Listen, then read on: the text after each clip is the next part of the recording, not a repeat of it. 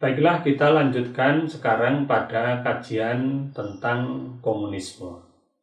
Pengertian komunisme dapat dibedakan menjadi tiga. Yang pertama, komunisme sebagai masyarakat dunia tanpa kelas yang tidak bernegara karena warga masyarakat dapat mengurusi dirinya sendiri. Tujuan komunisme adalah menciptakan masyarakat atau dunia komunis yang berskala mondial, yaitu tidak dibatasi oleh ikatan negara. Kaum komunis menginginkan integrasi besar-besaran, karena itu adalah jalan yang harus ditempuh untuk menciptakan komunisme adalah melalui revolusi sosial yang merupakan satu revolusi dunia, bukan hanya revolusi nasional. Tujuan tersebut sesuai dengan seruan dalam manifesto komunis bahwa kaum buruh di semua negara harus bersatu. Kemudian pengertian yang kedua, bahwa komunisme menunjuk pada suatu sistem, baik sistem pemerintahan maupun sebagai suatu sistem atau alat modernisasi ekonomi ke arah penciptaan kehidupan masyarakat tanpa kelas, sebagaimana diimpikan oleh Karl Marx. Kemudian dalam pengertian yang ketiga, komunisme dapat diartikan sebagai suatu gerakan politik yang bertujuan mewujudkan cita-cita Karl Marx. Untuk mewujudkan gerakan tersebut, para simpatisannya mendasarkan diri pada paham komunisme, yaitu Marxisme, Leninisme sebagai suatu ideologi. Sumber pokok ajaran komunis adalah manifesto komunis yang dikeluarkan oleh Karl Marx dan Friedrich Engels pada tahun 1848.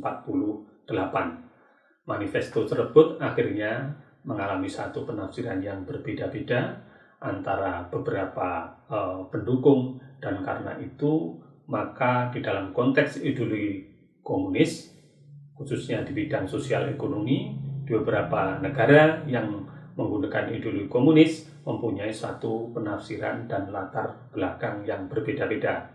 Misalnya, tafsiran Stalin dan Lenin yang biasa disebut dengan Leninisme yang dipraktekkan di Rusia. Beberapa prinsip pelaksanaan komunisme adalah sebagaimana terjabar dalam jabaran berikut.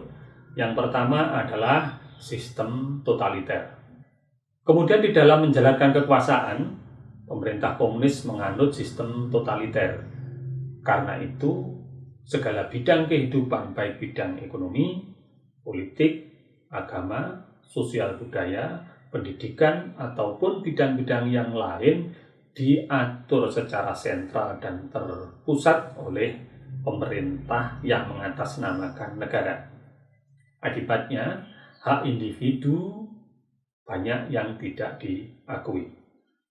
Kemudian juga prinsip kelas dianggap sebagai satu penyelesaian semua masalah kemasyarakatan, dan prinsip tersebut dipakai sebagai sarana untuk menyempitkan atau menyederhanakan seluruh masyarakat dalam menghadapi satu permasalahan. Menurut kaum komunis ini, masyarakat komunis adalah masyarakat dunia yang tidak dibatasi oleh negara, dan masyarakat itu adalah masyarakat tanpa kelas. Kemudian yang kedua adalah sistem pemerintahan. Sistem pemerintahan yang dianggap cocok menurut komunisme adalah sistem pemerintahan kediktatoran satu partai. Pengertian kediktatoran satu partai yaitu adalah pemerintah yang di bawah partai komunis. Partai komunis dianggap sebagai penerjemah yang sah sekaligus diyakini sebagai pemelihara ideologi komunisme. Kemudian komunisme berpindian bahwa pemerintah dianggap demokratis manakala negara melalui pemerintah dan organ-organ kediktatorannya dapat mencampuri urusan-urusan individu dalam bidang ideologi, politik, ekonomi, dan sosial agar menguntungkan seluruh rakyat.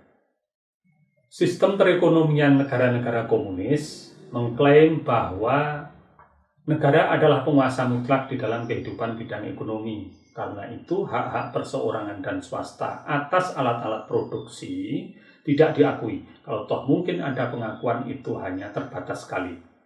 Seluruh aset dimiliki oleh negara termasuk tanah. Dalam penataan ekonomi pasar diberlakukan asas totaliter sehingga persaingan bebas tidak diperbolehkan. Ini berbalik dengan liberalisme yang kita bicarakan tadi. Kemudian penentu harga barang di pasaran adalah negara, bukan didasarkan pada hukum permintaan dan hukum penawaran. Akibatnya, setiap penduduk harus bekerja untuk negara atas perintah dan koordinasi dari negara. Pengaturan mengenai lapangan pekerjaan, lokasi kerja, harga, upah, dan ketentuan yang lain berkaitan dengan ketatanegaraan, berkaitan dengan ketata tenaga kerjaan ditentukan oleh negara. Dalam konteks inilah, maka Partai Komunis dan pemerintah negara menjadi penentu kebijakan dalam satu negara. Mohon maaf, terima kasih. Assalamualaikum warahmatullahi wabarakatuh.